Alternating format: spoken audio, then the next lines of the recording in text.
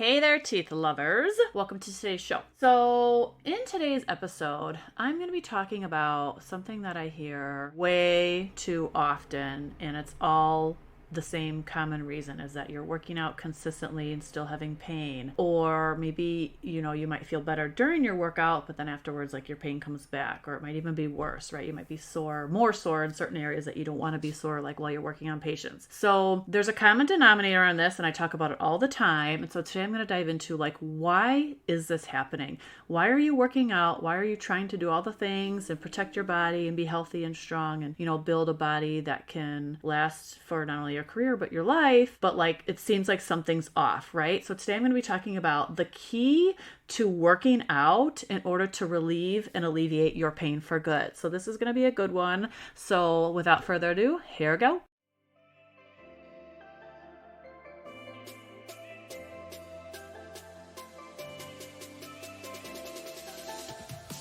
Hey there! Welcome to the Lift for Longevity podcast, where our goal is to build our strongest, healthiest body.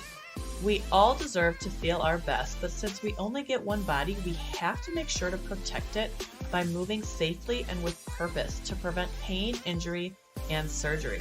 I'm your host, Brianne, and I'm a fit pro turned business owner and also a girl mom.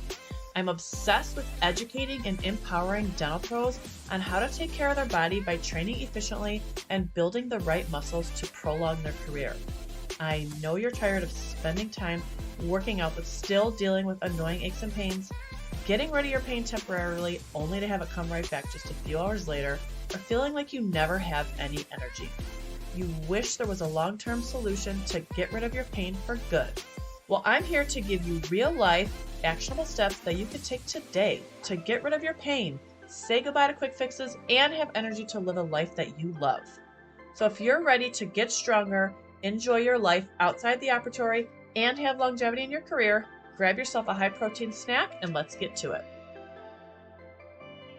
Well, I have been in fitness now for well over a decade. There's some component of my programming, of my training, of my working out that has always been a constant. However, it's evolved and it's changed over time, but I've never, ever skipped this, right? And that is going to be your warm up. So if you're dealing with chronic pain, muscle imbalances, if you feel tight or you have tension in certain areas, you have limited range of motion, poor mobility, poor flexibility, no stability, no endurance, anything like that, you need to prioritize your warm up. I cannot emphasize this enough. I wish I could scream it from the mountaintops because I talk about it all day, every day. I've written an article about it in RDH magazine, and it's I don't know if I don't do a good job of explaining it, or people don't care, or they don't want to take the time. But guess what? If you're working out and not doing a proper warm-up, good luck getting rid of your pain. There is no chance in hell it's going to stay there. It's going to get worse, and it's going to lead to injury 1,000%. And I'm not trying to be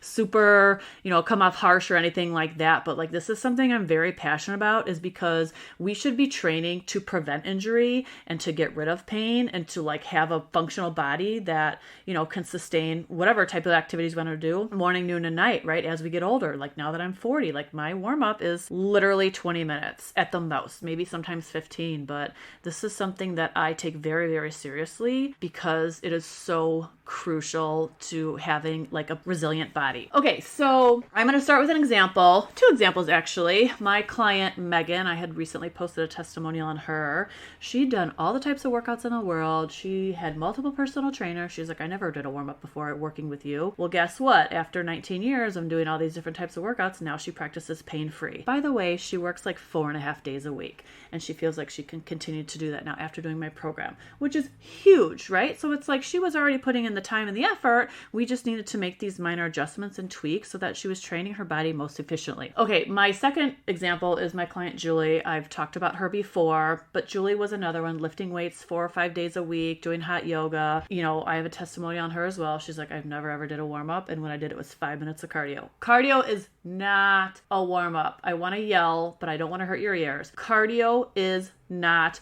a warm-up, okay? If you're going to go strength training, you need to prime your body and the muscles for movement, especially when you have pain and muscle imbalances, which is what the clients that I work with and why they're getting rid of pain is because we are implementing this Proven process. Okay. So what I work with my clients, I'll do a podcast episode on this a different day, diving into like corrective exercise and what it is. But this is how I operate and what I utilize with my clients and why they're getting out of pain, canceling their chiros, all the great things that you should be able to do. So this warm up, it is about 10 or 15 minutes. And as a hygienist, I know you guys are very time oriented. It's 35-minute appointment, 45-minute appointment, hour appointment. Like that's how your brain operates. I totally understand that.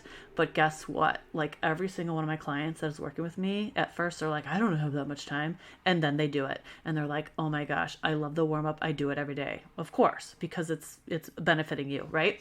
So once you start doing this, it is, like I said, 10 or 15 minutes, but with skipping this, like you're just wasting your time. You're going through the motions and you're not training your body in its optimal state. Okay, so without me rambling on too much more about why it's so important, I'm going to tell you like what the heck do you put in your warm-up. So side note, I say cardio is not a warm-up. You can do like 5 minutes just to kind of get the blood flowing, but it's not necessary. The 4 steps that you need to implement into a proper warm-up to alleviate pain, number 1 is going to be soft tissue work.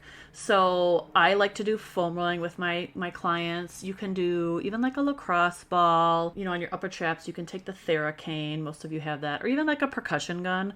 I don't like that on my traps because it like vibrates my head and I'm just not a fan of that. But my client Rochelle loves it. So, your preference is whatever your preference is. But we're going to start with that because think about it. I talk about all the time, right? Your pecs, for example, your upper traps, they're super overactive. They're tight. They're short and tight, right? So we need to manipulate this soft tissue, right? To improve circulation, get the blood flowing, essentially just get mobility, right? Those joints, your shoulder joints is like stuck, right? Until we kind of like loosen up the muscles surrounding the joint. Okay, so that's step number 1 is that soft tissue work. Step number 2, you have to go in this order too. Then you're going to target those same muscles, those same overactive tight muscles, the examples I just used, the pecs and the upper traps, right? You're going to lengthen them. Although just because they feel tight doesn't mean that they're short and tight. For example, a lot of people's like, my hamstrings are so tight. Well, they're weak, right? They're not short and tight. They're just weak. So that's not something we would need to lengthen. Those we need to strengthen. So this is why it gets confusing because it's like, well, you need to get a movement assessment so that you can see what, compensations your body is using. Just like I know you guys do typically with a patient, breathing dysfunctions, you screen for that. Well, I screen for movement dysfunctions, right? I have to check your whole entire body and kind of see what's going on, right? So that's step number 2. You're going to gain range of motion. It's kind of like chewing a piece of bubble gum, right? Like once it's, after you chew it for a couple seconds or whatever, like it's more pliable. That's my analogy for you. You got to get the muscles to do the same thing. Okay, so then step 3, I talk about this all the time. You have to activate to like wake up those weak underactive muscles. The example I just gave, right? The hamstrings on the lower body, but for upper body, it would be like the mid and the lower traps, right? So you're going to do this through isolated strengthening. And it's body weight. You can maybe use a resistance band, but a lot of times it's just body weight exercises. That's step number 3, so that these muscles are going to start to like coordinate to work synergistically with, the short overactive muscles, right? Then that's step number 3, activate those weak underactive muscles. Number 4, is going to be to integrate strength training, right? So I like to say like this is when everybody plays nicely together, right? Like the pecs and the upper traps and the mid and the lower traps, like everybody's working together in conjunction, right? This is how you're going to build a balanced body, right? You're telling those the overactive muscles to pump the brakes through the soft tissue work and the lengthening. And then you're activating those weak muscles and strengthening them. So everything is like working, like I said, in conjunction, right? This is how you're going to work your body in its optimal state. You're retraining your body's movement patterns. Another example of this I can give is my client Rita. So she worked out all the time on her own. As soon as I did her movement screen, I'm like, your chest falls forward. She's like, I know, my husband tells me all the time, I don't know how to fix it.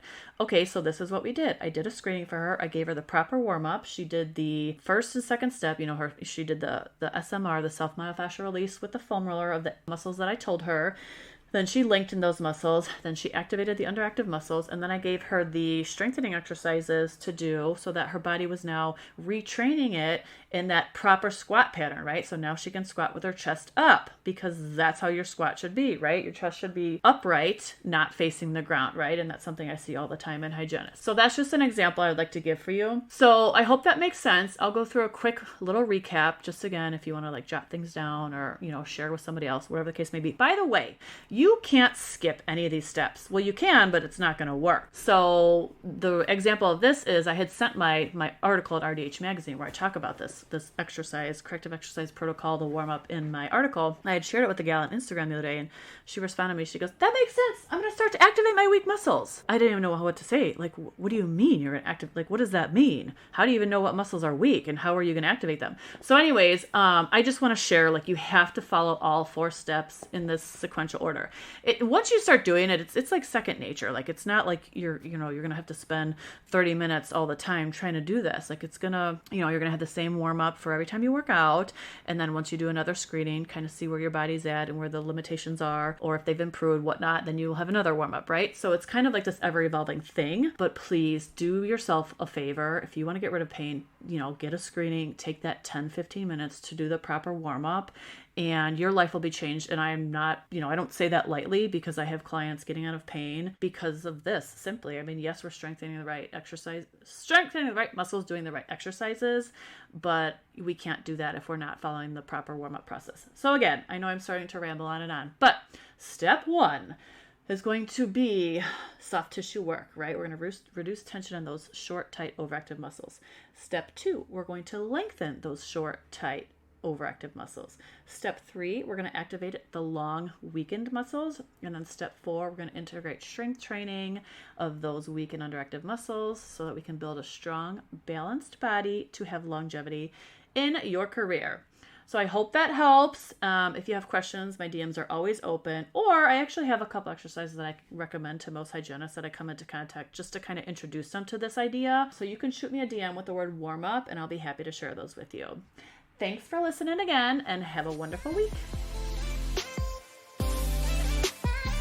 Thank you so much for listening in today. I hope you got a takeaway from this episode, and if you did, would you be so kind to share it with another dental pro you think would benefit from it? I know you love learning, and chances are that they do too. Also, I would love to connect with you on Instagram, so go ahead and head over to the Lift for Longevity podcast page or follow me at Built by Brianne. If you shoot me a message saying hello, I will personally respond because I love chatting with dental pros. Before you go, though, I want to let you know that I appreciate you and what you do, and I hope to chat soon. Until next time, stay strong.